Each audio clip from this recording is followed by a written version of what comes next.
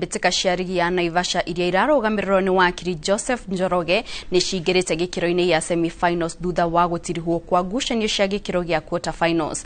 Timu ya USEP Warriors iria yeteire ngucanio ya mukondo wa mbere ni ihotete kwarahura maumbira maya na kwandikithia uhotani wa bao 2-0 igithaka na timu ya Hopewell.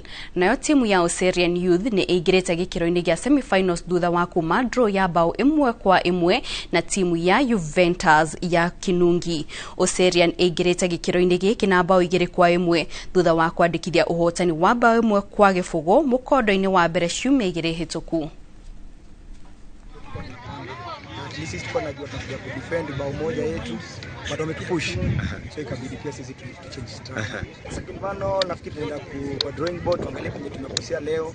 Imebidi tupige strategy because ilikuwa lazima tupige defending kwanza. Ukipiga defending vizuri na kupe chances za kuattack. So utapata tulikuwa tuna defend in numbers, tuna attack in numbers. The secret was kutafuta bao ya kwanza. Then hao watu watakuwa na hamu ya kutafuta bao, then tutapata chance. But sasa kocha akatupea bao, tukapata bao, but wakakomboa.